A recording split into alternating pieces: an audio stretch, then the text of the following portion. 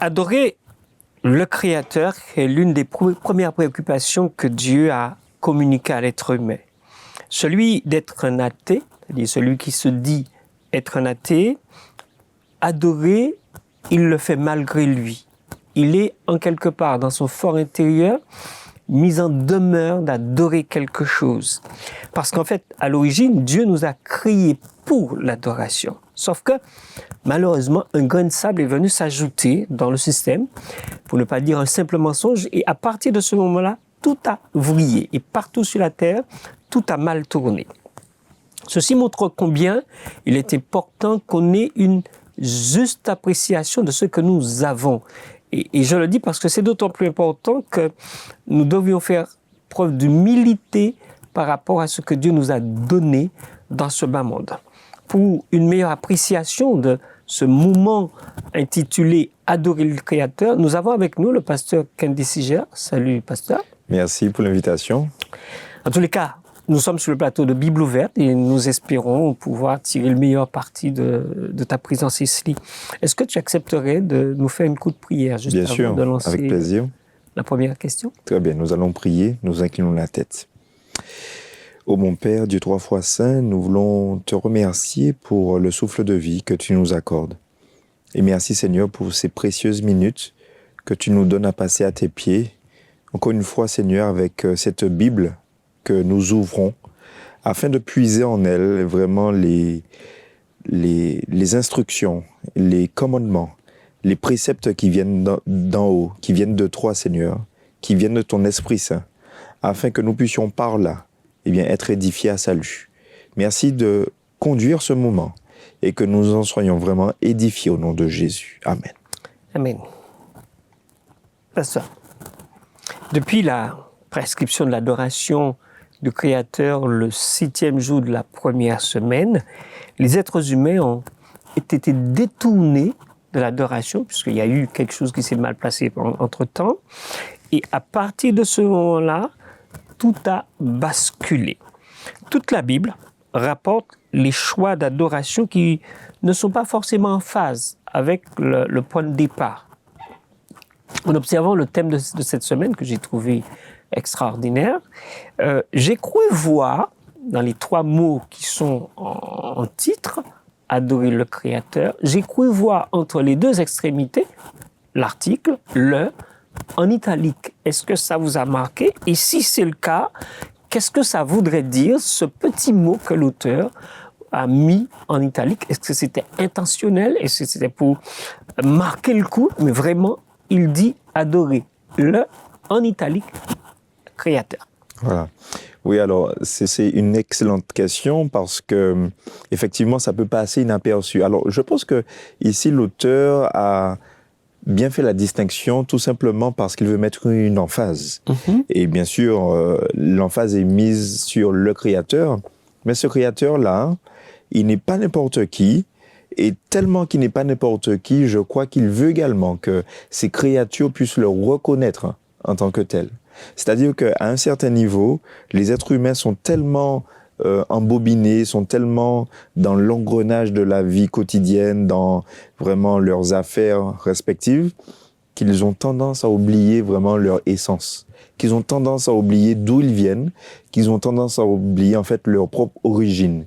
Et donc là, adorer le Créateur, qui est vraiment bien spécifié, reviendrait peut-être à attirer l'attention de l'être humain sur quelque chose qui le dépasse, quelque chose qui est vraiment au-delà de son entendement, et quelque chose en fait qui mérite son attention, qui mérite en fait qu'il s'arrête, qui mérite qu'il soit pondéré, afin de pouvoir maintenant élever son esprit justement sur cet être, sur ce Créateur, effectivement. Est-ce que cela veut dire qu'il y aurait à la fin des temps, puisque nous sommes quasiment par rapport à la prophétie biblique, à la fin des temps, est-ce que cela veut dire qu'en fait, jusqu'à ce jour, il y a encore des gens qui ne sont pas dans, ou qui ne seraient pas dans la véritable adoration? C'est fort possible, pour la simple et bonne raison que, bon, d'ailleurs tout le monde le dit, plus nous avançons et plus nous sentons que, ou plus nous voyons, nous constatons qu'il y a de moins en moins de temps. On dit que le temps passe vite, on dit je n'ai pas le temps, on dit je n'ai pas pris le temps. En fait, le temps nous dépasse. Mais en fait, quand on regarde bien, ce temps qui nous dépasse est tellement comblé de toutes sortes d'activités que cela nous arrive effectivement d'oublier de qui nous sommes. Et alors, quand nous oublions de qui nous sommes, nous avons tendance à oublier aussi à qui nous devons toutes choses, c'est-à-dire la reconnaissance, c'est-à-dire notre adoration, c'est-à-dire également nos louanges, nos prières. Et en fait, c'est vrai que la notion de vie spirituelle, la notion de vie de prière, la notion de vie d'adoration, on peut dire, bon ben voilà, c'est une histoire individuelle. Mais je crois que également, d'une manière plus globale, c'est quelque chose que l'humanité partage en commun. Comme effectivement il a été mentionné en adoration, l'être humain a été créé avec ce besoin d'adorer. Maintenant, si ce besoin d'adorer n'est pas bien canalisé, s'il n'est pas bien orienté, c'est-à-dire s'il n'est pas bien étudié, s'il n'est pas bien instruit, eh bien, effectivement, ce besoin d'adoration va se décliner dans mille et une sauces, j'ai envie de dire. Et là, vraiment, on peut se perdre. Alors,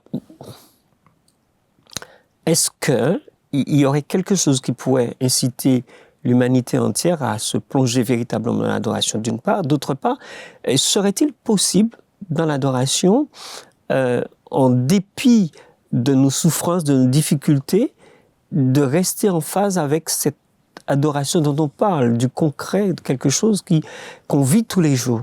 Bien, alors pour répondre à ces questions, je voudrais déjà ouvrir le texte à mémoriser, qui est très intéressant pour répondre à cette question. Alors, il est dit, « Tu es dit, notre Seigneur et notre Dieu, de recevoir la gloire et l'honneur et la puissance, car tu as créé toutes choses, et c'est par ta volonté qu'elles existent et qu'elles ont été créées. » Alors, vous savez, encore une fois, l'être humain, comme je l'ai dit, a tendance à oublier. Oui. Il a vraiment la mémoire très courte. Pourquoi? Parce que ce qui compte, on peut le dire ainsi, c'est le moment présent. Donc, au moment où aujourd'hui il a ce qu'il a besoin, ce dont il a besoin, où tous ses besoins sont vraiment satisfaits, effectivement, merci. Alors là, il va oublier le reste. Mais ici, je voudrais faire remarquer que dans ce texte, il est fait mention de quelque chose qui dépasse l'être humain. Donc, la gloire, l'honneur, la puissance, toutes ces choses-là, nous devons garder cela à l'esprit, n'ont pas été à la base créées, entre guillemets, donc la gloire, l'honneur et la puissance, pour l'être humain. Ouais. Elles ont été créées pour que tout cela puisse servir d'adoration au Dieu Tout-Puissant. Et donc, je crois que lorsque le peuple de Dieu se met ensemble, les enfants de Dieu se mettent ensemble, pour effectivement rentrer dans cette adoration, c'est-à-dire rendre la gloire, l'honneur, la puissance, eh bien, nous rentrons dans une certaine dimension où nous sommes obligés de nous rappeler ses bienfaits à notre égard, où nous sommes obligés de nous rappeler ses promesses à notre égard, où nous sommes obligés de nous dire, voilà, pendant la semaine, c'est vrai qu'elle a été compliquée, c'est vrai qu'elle a été tumultueuse, il y a eu des hauts, il y a eu des bas, mais j'ai vu la main de Dieu dans ma vie. Et c'est là, en fait, où l'être humain peut rentrer maintenant dans une dimension d'adoration. Oui. Voilà. Alors, je reviens sur le côté souffrance, parce que j'ai lu un texte dans le livre de Pierre, le premier épître, où Pierre dit qu'il faudrait pas, c'est une grâce devant Dieu que de supporter la souffrance en faisant le bien. Et il poursuit, c'est 1 Pierre 2, verset 20, pour ceux qui veulent vérifier ce que je suis en train de dire. Et il dit, Pierre, c'est à cela que vous avez été appelés, parce que Christ aussi a souffert pour vous, vous laissant un exemple afin que vous suiviez cette trace. Est-ce que dans cette situation-là, où on est dans la souffrance, on est dans des tracas, dans des difficultés, est-ce que véritablement le croyant, il peut tremper dans l'adoration, si on me permet l'expression? Alors, effectivement, ça peut être vraiment paradoxal. Parce que, effectivement, quand on parle d'adoration, en général, on est, en pleine possession de nos moyens, on est dans la paix, dans la joie, dans la bonne humeur. Ah oui, bien sûr. Maintenant, effectivement, lorsqu'on lit le texte de Pierre, quelle gloire en effet y a-t-il à supporter ce mauvais traitement pour avoir péché? Mais en fait, quand on regarde bien, le même testament, c'est-à-dire le Nouveau Testament, nous dit également, un petit peu plus haut, mais ça c'est par Paul, que si on se glorifie, on ne le fait que par le Christ. Oui. Et le Christ, souvenons-nous que lorsqu'il est venu sur terre, il a effectivement traversé le moment de la passion du Christ, où il a vraiment vécu des choses atroces. Eh bien, à aucun moment, ses yeux ne se sont décollés de son Père, en tout cas de l'objectif qu'il avait vis-à-vis de son Père. Alors, c'est-à-dire faire la volonté de son Père. Alors maintenant, j'ai envie de dire qu'effectivement, nous sommes dans un monde où il y a vraiment de la souffrance, où il y a vraiment des difficultés atroces, où on n'arrive plus à joindre les deux bouts, ça c'est vrai. Et on se demande, mais comment va-t-on faire ? Et je crois que c'est là où nous serons, et c'est là justement où nous serons plus forts, de nous dire en fait que toutes ces difficultés-là, toutes ces épreuves, toute cette souffrance-là que nous traversons, nous ne pourrons être vainqueurs que par le Seigneur Jésus-Christ. Oui. Et en fait, ça également, c'est une manière d'être dans l'adoration. Alors, effectivement, comme on disait tout à l'heure, l'adoration, quand on dit adoration, on voit louange, prière, église, etc. Mais oui, je suis dans une adoration aussi lorsque je suis dans ces souffrances-là, lorsque je suis dans ces difficultés-là, et que à travers tout ce que je vois de négatif, j'arrive à percevoir une lueur d'espoir. Ce n'est pas n'importe qui arrive à faire ça. Permettez-moi de vous dire que ce n'est pas n'importe quel chrétien qui arrive à relativiser en se disant d'une manière claire, vraiment confiante, vraiment déterminée, je suis éprouvé, mais je tiens bon par la grâce de Dieu. Si le Seigneur a permis que je sois dans telle ou telle situation, la Bible ne ment pas en disant que tenez bon, prenez courage car j'ai vaincu le monde. Le monde, effectivement, c'est toutes ces choses-là. Donc, si le Seigneur a enduré encore bien plus que moi, à combien plus forte raison, moi, dans cette épreuve-là, qui vit en fait en Jésus, suis-je armé par la foi pour pouvoir traverser toutes ces épreuves-là, afin que ma foi, justement, en soit vraiment édifiée. Alors, par rapport à ce que tu viens de dire, tu as bien dit que c'est pas n'importe quel chrétien. Est-ce qu'il y a une recette, est-ce qu'il y a une méthode, il y a quelque chose qui permet... Je dirais que c'est une recette quotidienne. Une recette quotidienne. Une recette quotidienne avec... une alors, relation. tu as parlé de recettes avec une belle portion d'assiduité. La prière, la Bible. Oui, bien sûr. J'aurais dit un zeste, mais c'est pas un zeste de prière. Citron. C'est vraiment, C'est pas un zeste de citron. c'est vraiment une double portion, oui, de prière, d'assiduité. Et vraiment, mes frères et sœurs, ce que nous avons tendance à peut-être négliger trop souvent, c'est la parole de Dieu. Nous avons été très souvent, très longtemps appelés le peuple du livre.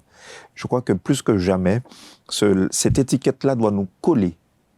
Et que nous devons, plus que jamais, être transportés par ces saintes écritures. Parce que je crois que c'est la seule sauvegarde que nous avons, la sauvegarde qui est d'ailleurs, qui nous transcende.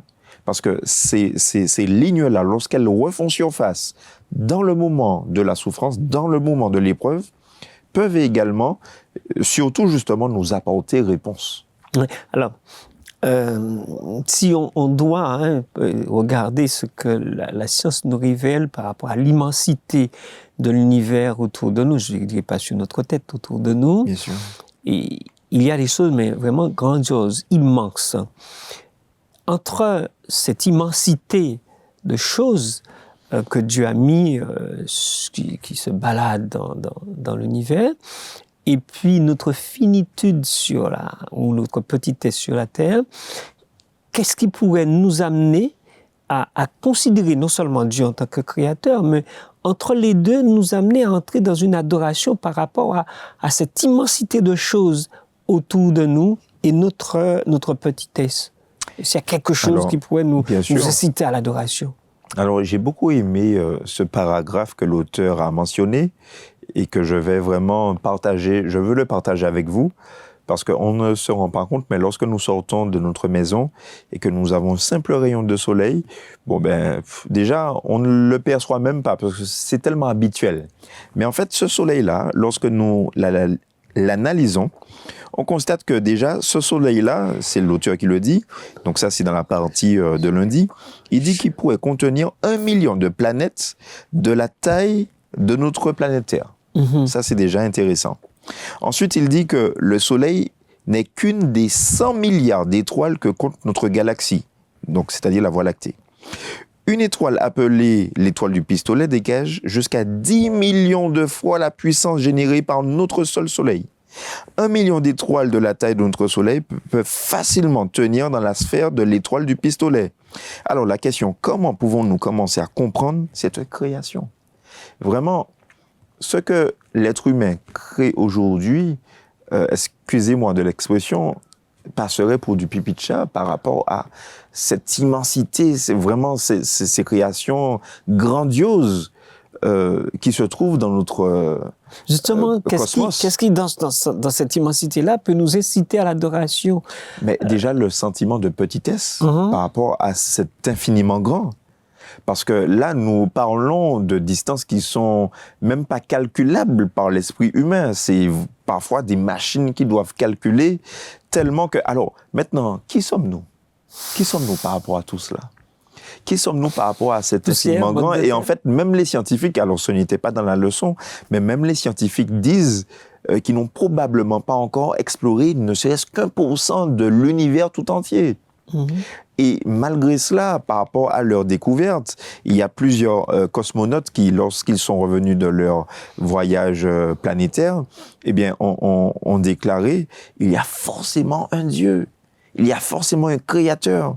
Et celui qui se dit athéo, celui qui se dit évolutionniste, très certainement qu'il devrait, je dirais, qu'il devrait revoir sa copie en prenant un petit peu de hauteur. Pas la hauteur intellectuelle pour dire « je suis », etc. Pas se mettre sur son piédestal, mais un petit peu de hauteur, c'est-à-dire quitter un petit peu notre planète Terre pour voir ce qu'il y a un petit peu autour. Avec d'autres yeux. Avec d'autres yeux, voilà, changer de lunettes plutôt. Parce qu'en fait, lorsque on quitte notre planète Terre, et aujourd'hui on a la technologie pour cela, hein, avec une petite vidéo, on peut voir un petit peu les avancées technologiques tout autour de notre planète. Mais en fait, on se dit, mais on n'est rien. On est trop petit pour être aussi arrogant. Alors que nous puissions réellement commencer à nous courber devant ce grand créateur. Alors, merci de me donner le tremplin qu'il faut. Quand on observe tout cela, on peut imaginer ce créateur, le créateur dans sa sphère éloignée, si on peut utiliser l'expression, et nous-mêmes, la poussière, la petite motte de terre là, qui regarde, et qui se dit, mais comment Dieu, dans cette immensité-là, peut être proche de nous? Est-ce qu'il faut que j'établisse une relation ou que lui, il établisse cette relation-là pour qu'effectivement, qu'il soit proche?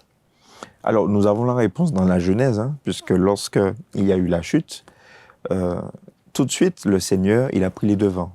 Il est allé, donc cela se trouve, on peut le vérifier. C'est dans Genèse chapitre 3, on fait juste une petite virgule. C'est dans Genèse chapitre 3. Il est simplement déclaré, hein, voilà, au verset 7, lorsque les yeux des deux s'ouvrirent, c'est-à-dire Adam et Ève, lorsque leurs yeux se sont ouverts, eh bien, ils ont entendu au verset 8 la voix de Dieu qui parcourait le jardin.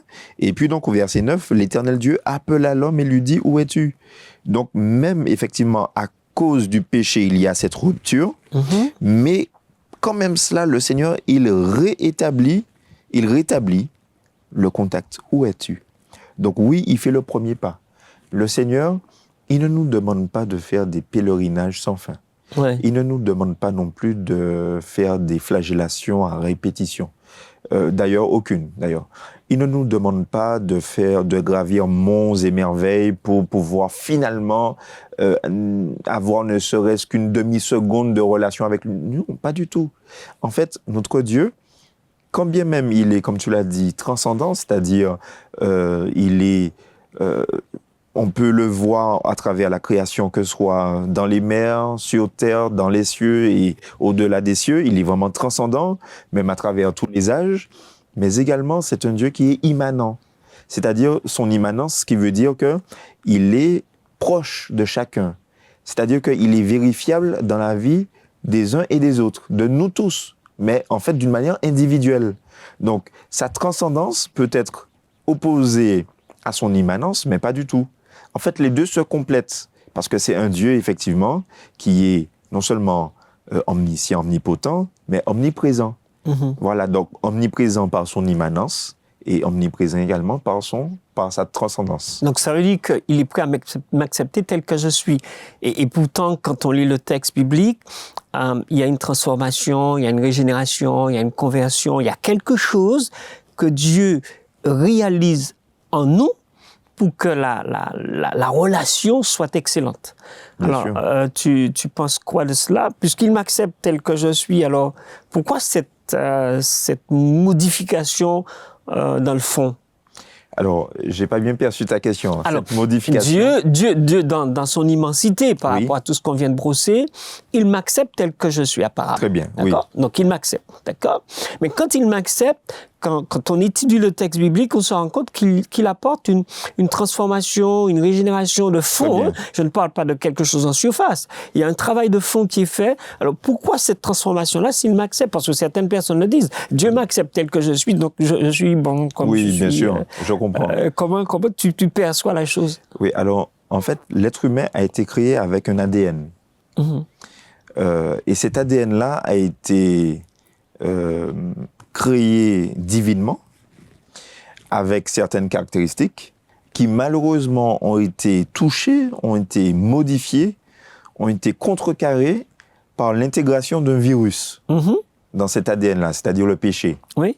Et en fait, à moins que cet ADN-là ne soit réparé, on ne pourra pas rentrer à nouveau dans cette pleine présence divine. D'accord. Alors, nous avons déjà commencé à goûter à cette présence divine, parce que oui, nous avons accepté le sang de l'agneau de Dieu qui ôte le péché du monde, Oui. qui a en fait cette capacité De changer. qui est au-delà de toute capacité humaine, terrestre, de pouvoir intervenir dans l'ADN qui a été modifié. Puisque, effectivement, dans le livre de l'Apocalypse, il est dit que ce sang-là, il a la capacité de rendre une robe plus blanche que neige. Oui. Voilà, donc on voit un petit peu. Donc ce sang-là, lorsqu'il sera appliqué sur l'ADN, va commencer maintenant comment dirais-je, le retour, la régénération, le retour aux sources. Le retour à la source, à l'état initial. À l'état initial, voilà. Donc à l'essence même de l'être humain, c'est-à-dire le Dieu créateur, le Dieu tout-puissant. Maintenant, effectivement, lorsque je rentre dans ce processus-là, j'accepte également Dieu en tant que mon créateur. D'accord. Donc, pourquoi? Parce que j'accepte de faire volte-face, c'est-à-dire de laisser l'état où je suis pour revenir à l'état initial, l'état original, c'est-à-dire l'état où il y a cette pleine adoration, cette adoration totale, complète, sans l'ombre d'un seul doute, avec vraiment cette intimité profonde et parfaite avec mon Seigneur. Ça, c'est l'adoration. Ça, c'est l'adoration. Pasteur. Et je crois que c'est ce qu'ont expérimenté Adam et Ève.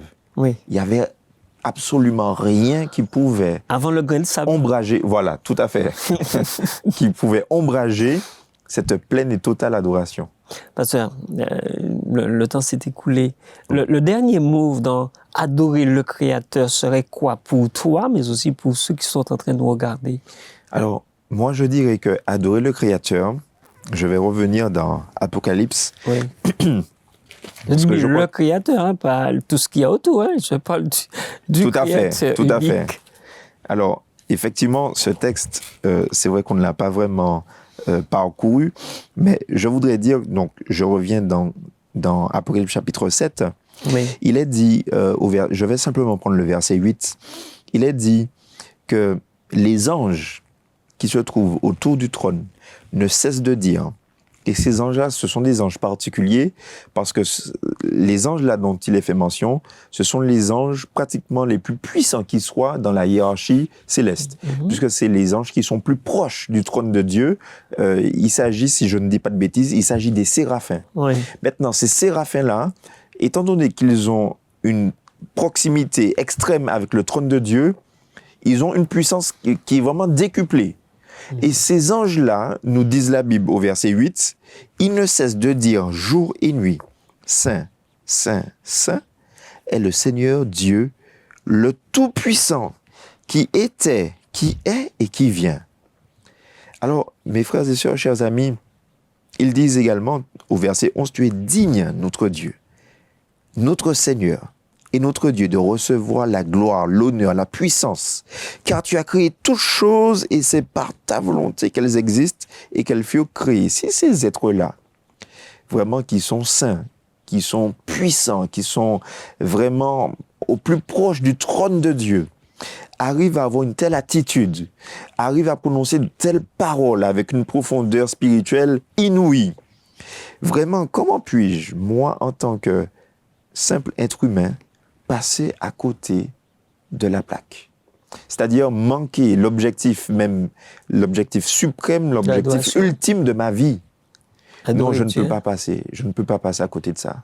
Je crois que nous devons mettre tout ce qui est en notre pouvoir, de notre côté, afin de réellement rehausser notre rythme d'adoration vers notre Seigneur, que nous puissions vraiment rentrer dans une admiration par rapport à ce qu'il est, ce qu'il a fait et ce qu'il continue à être pour nous tous les jours, c'est-à-dire notre vie en fait. Un grand merci à tous ceux qui nous ont prêté leur attention, mais aussi à Pasteur Séjac qui a bien voulu nous consacrer quelques minutes. Je vous donne rendez-vous à très bientôt, toujours dans Bible ouverte.